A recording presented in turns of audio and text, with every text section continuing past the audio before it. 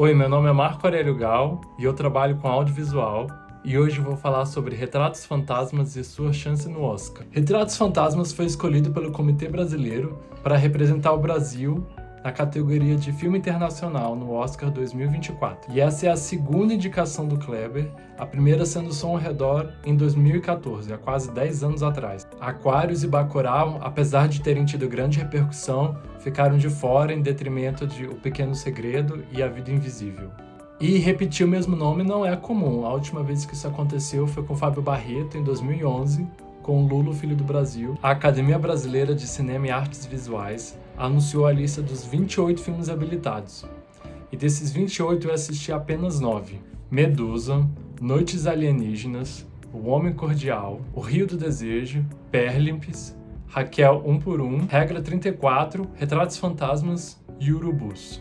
Isso porque vários desses filmes não tiveram estreia comercial nos cinemas e tiveram sessões exclusivas em festivais, como Tia Virgínia e Mais Pesado é o Céu, que foram grandes vencedores no Festival de Gramado, e Pedágio, que está no Festival do Rio.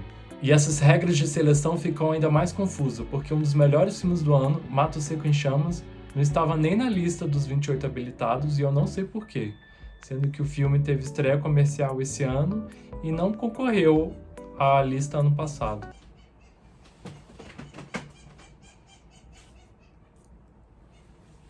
Nossa, ele vai realmente ali.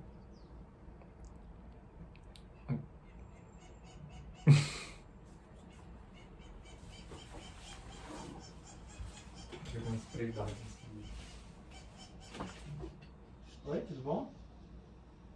Foi embora. Dos 28 filmes habilitados, esses eram os que tinham maior chance.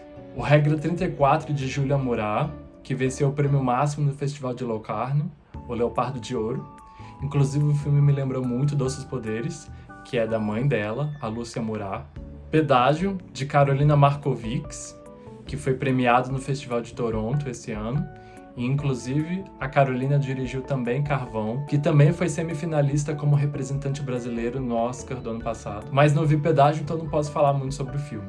E o próprio Retratos Fantasmas, que foi exibido fora da competição no Festival de Cannes. E agora eu vou falar um pouco sobre o filme, então cuidado com spoilers. Retratos Fantasmas teve 7 anos de trabalho, pesquisa, filmagem e montagem. É sobre muitas coisas, mas principalmente sobre o centro de Recife e especialmente os cinemas do centro de Recife. Ele é dividido em capítulos. O primeiro é mais pessoal, sobre usar sua própria casa e a vizinhança como material de filmagem para os seus filmes. O segundo capítulo sobre os cinemas no centro de Recife. E o terceiro capítulo sobre a transformação que esses cinemas sofreram, como alguns que viraram igreja, depósitos e outros que viraram simplesmente lugares abandonados. Uma das coisas mais interessantes do filme é poder enxergar a personalidade do Kleber. Tem uma hora que ele mostra um retrato de uma paisagem aberto em Recife e ele vai fechando o quadro em um prédio. E isso me lembrou muito Bacurau. Ou outros recortes de fotos também que ele usa, que também me lembrou muito Vinil Verde. Além de O Som ao Redor e Aquários, que estão presentes muito no filme porque foram filmados nas dependências da casa do Kleber ou na vizinhança. Outra questão que chamou muita atenção também foi como ele brinca com ser ficção e ser documentário.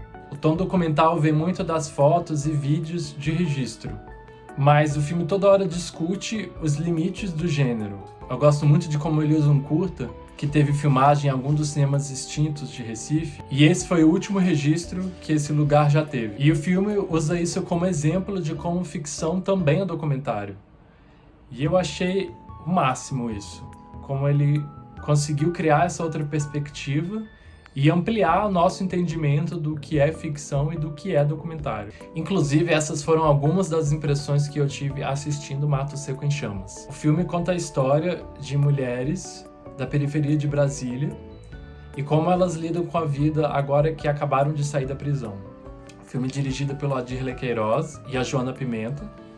A Joana também é diretora de fotografia, ela inclusive assinou a fotografia de um dos filmes do Adirley, Era Uma Vez em Brasília, e aqui os dois assinam a direção juntos. E o filme também traz muito forte a personalidade do Adirley, muito do estilo autoral que a gente vê nos filmes Branco Sai, Preto Fica, Happy, o Canto da Ceilândia. Só que aqui é um olhar muito mais refinado e sofisticado, mas sem perder o tom bruto e rústico da periferia brasiliense. E de uma forma também a questionar ficção e documentário, porque a princípio ele captura a vida dessas mulheres e você acha que é uma ficção, mas elas parecem tão reais e tão verdadeiras que a gente se questiona o quão falsa é aquela realidade, principalmente quando ele mistura essas cenas com sequências de depoimentos que às vezes falam sobre o próprio filme.